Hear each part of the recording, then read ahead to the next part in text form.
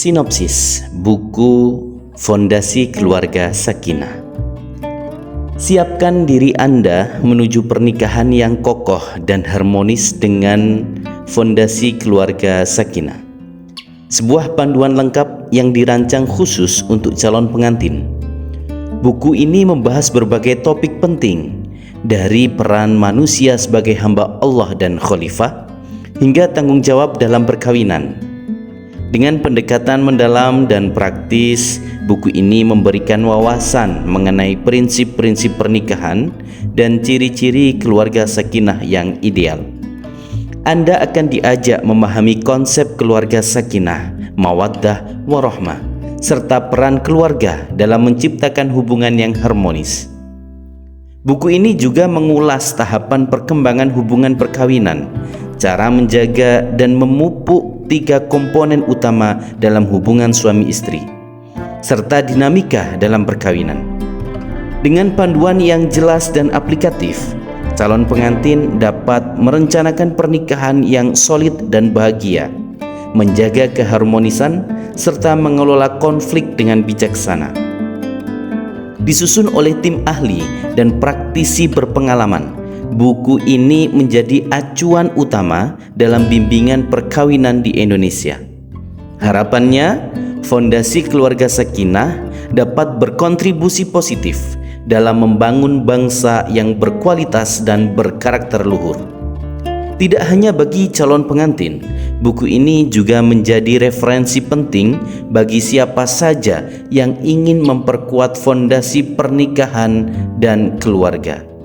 Diharapkan melalui panduan ini, pembaca dapat membangun keluarga yang harmonis, bahagia, dan sakinah, serta memiliki ketahanan kuat menghadapi berbagai dinamika kehidupan.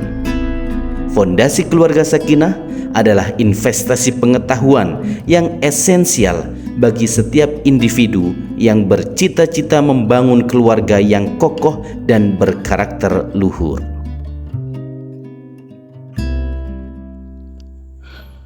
Fondasi Keluarga Sakinah, bacaan mandiri calon pengantin.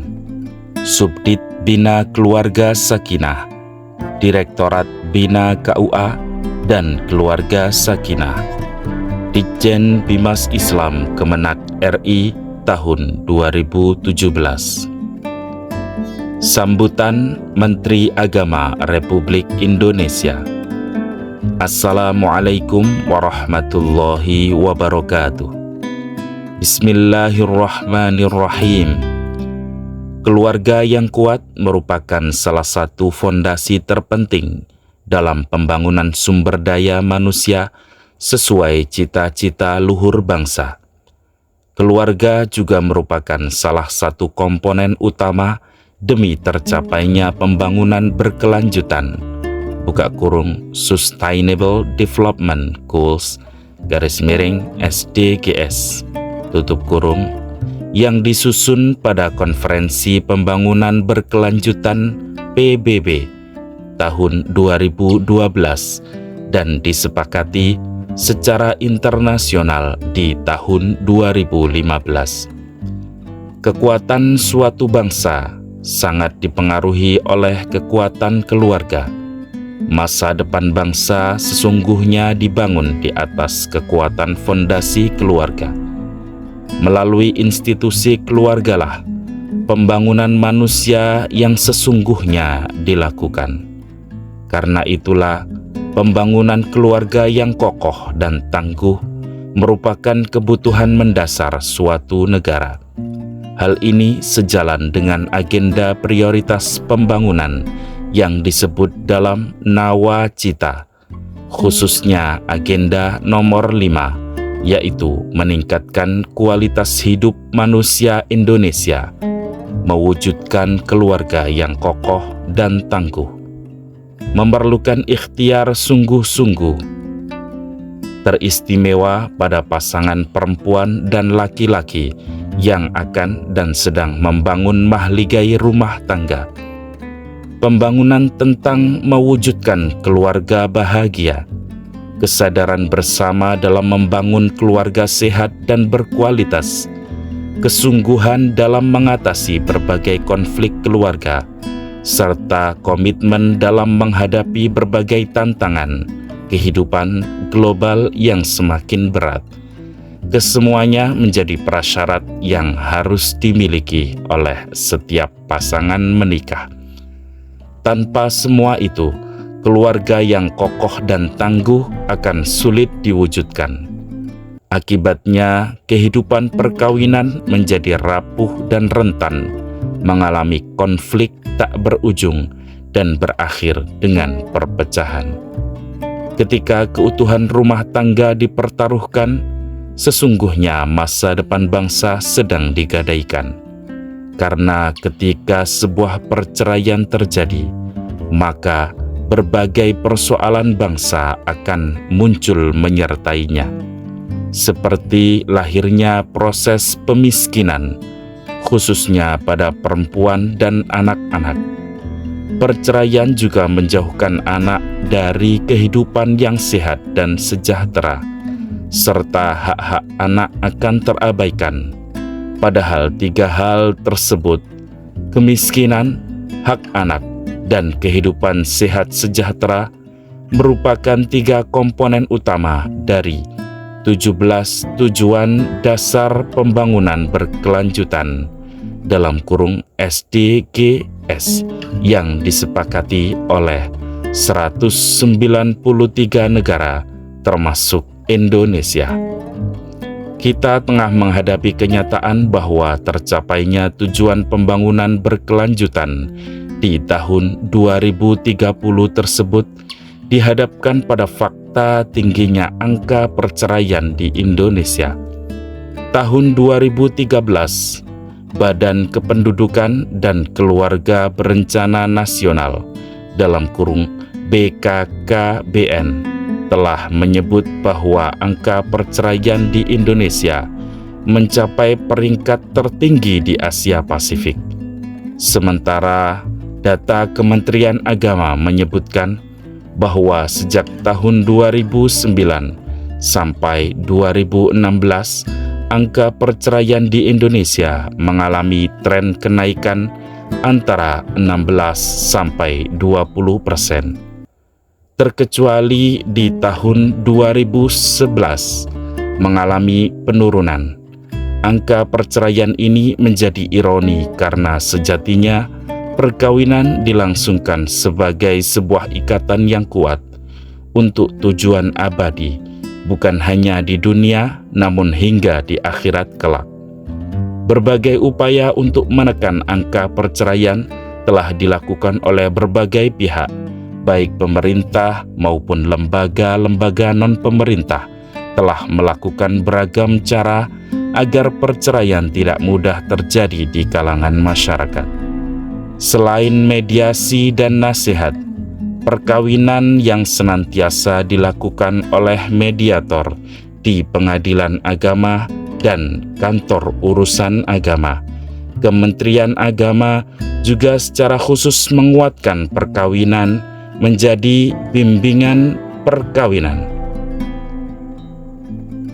Melalui bimbingan perkawinan, penguatan persiapan perkawinan tidak hanya diorientasikan pada penguatan pengetahuan saja, namun juga memampukan pasangan nikah dalam mengelola konflik dan menghadapi tantangan kehidupan global yang semakin berat. Upaya ini menjadi langkah strategis dalam memastikan sebuah bangunan rumah tangga yang akan diciptakan, dibangun di atas pondasi yang kuat dan kokoh. Pengetahuan, kesadaran, perspektif, dan komitmen dari para pihak, teristimewa kedua belah pasangan nikah, menjadi niscaya. Untuk mewujudkan harapan tersebut, tentu bukan sesuatu yang mudah. Untuk itu, diperlukan kesungguhan dan kerjasama berbagai pihak. Saya menyambut baik dan memberi apresiasi yang tinggi atas kerja keras dan jalinan kerjasama antara Direktorat Bina KUA dan Keluarga Sakinah Direktorat Jenderal Bimbingan Masyarakat Islam dengan Puslitbang Bimas Agama dan Layanan Keagamaan Bidang Litbang dan Diklat dalam menerbitkan buku bacaan mandiri bagi calon pengantin serta modul bimbingan perkawinan bagi calon pengantin.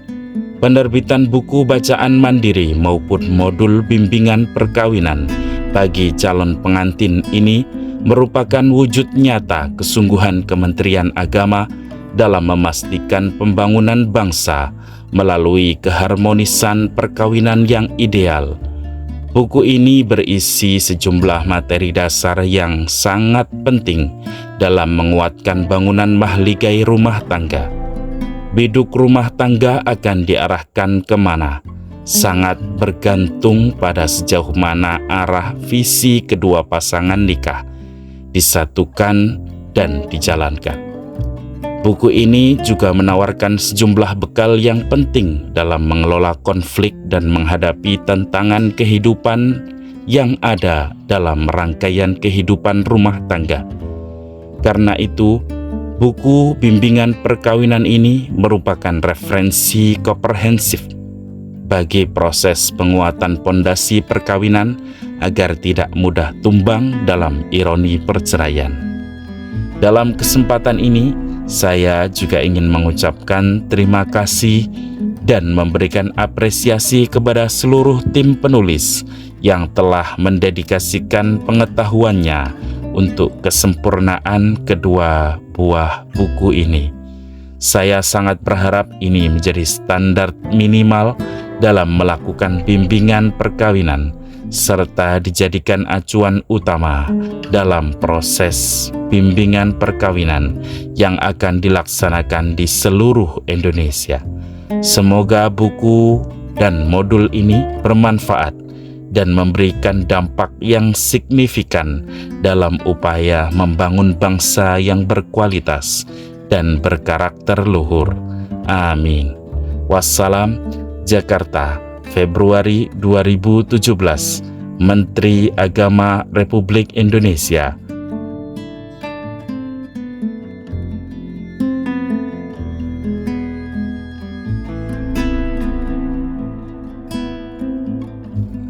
Kata pengantar.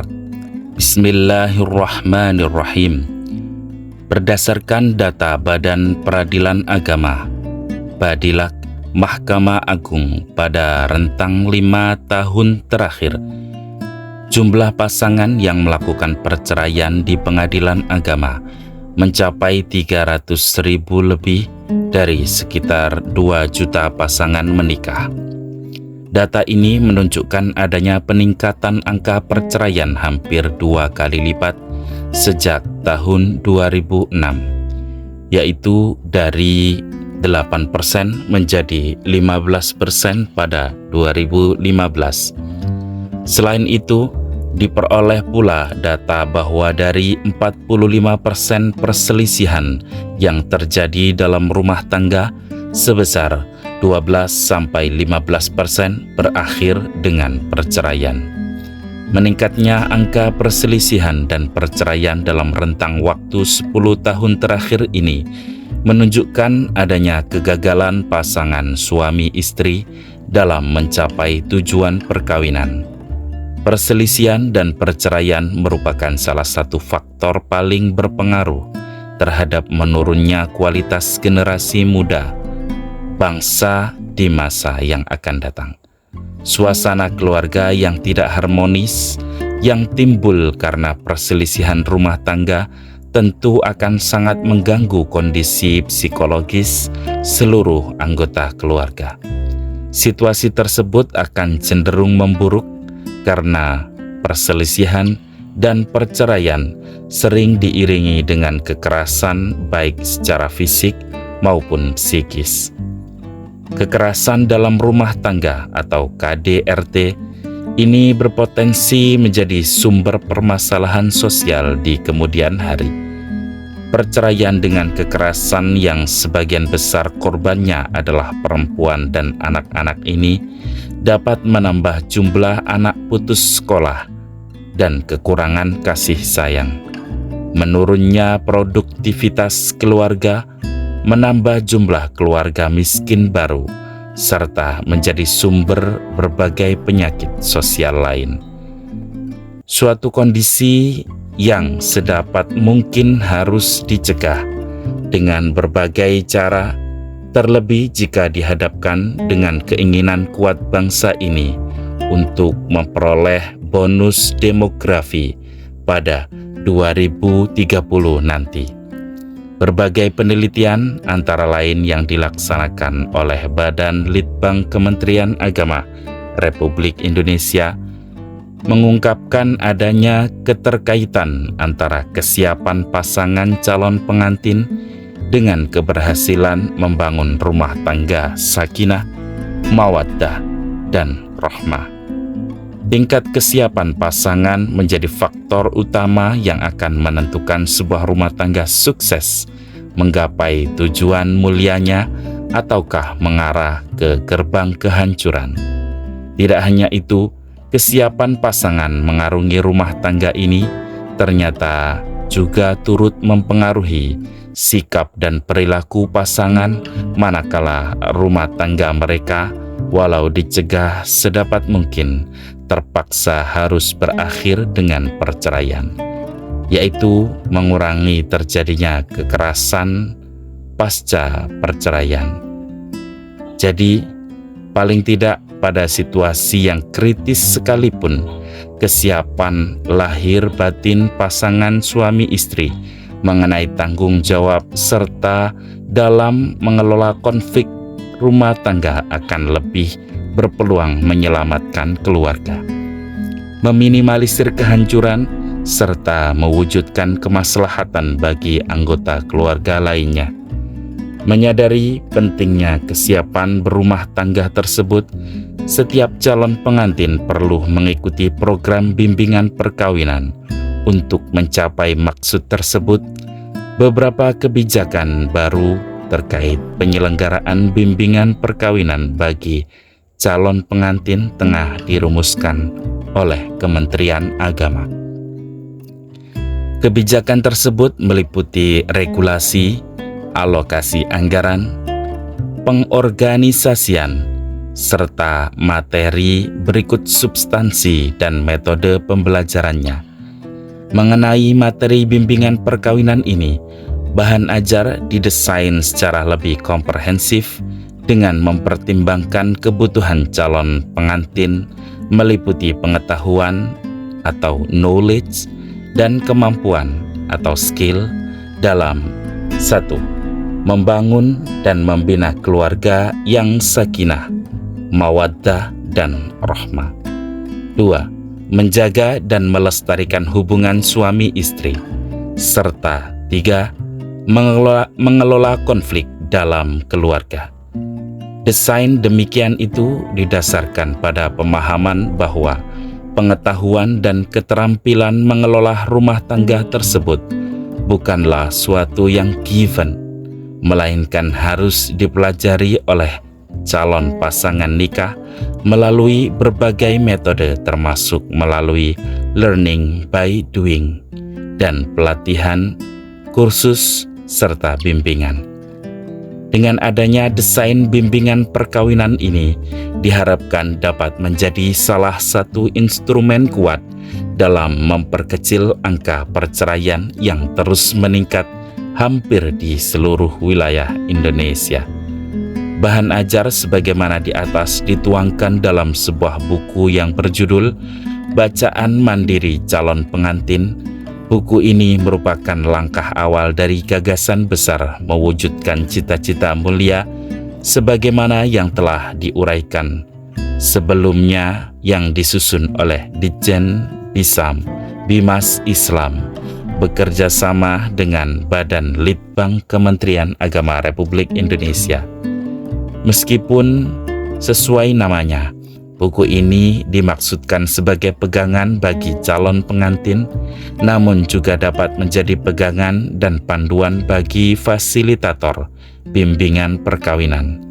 Tema dalam buku ini disusun secara sistematis dan ringkas agar dapat menjadi bahan dasar sekaligus panduan bagi calon pengantin dan fasilitator dan siapapun yang memperoleh manfaat buku ini. Untuk itu, dalam praktiknya, kami tetap menganjurkan pengguna buku ini untuk menggali lebih dalam lagi, serta memperluas pengetahuan dan wawasan melalui buku bacaan lainnya.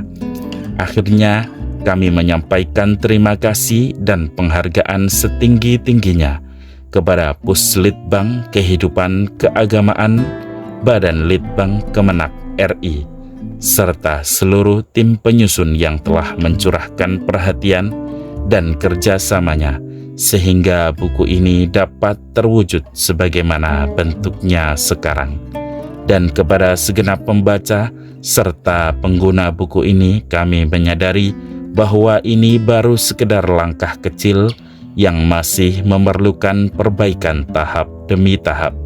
Maka saran untuk perbaikan buku dari para pembaca sangat kami harapkan agar buku ini benar-benar dapat berfungsi dan bermanfaat sesuai harapan. Terima kasih. Jakarta, 31 Oktober 2016. Dirjen Bimas Islam.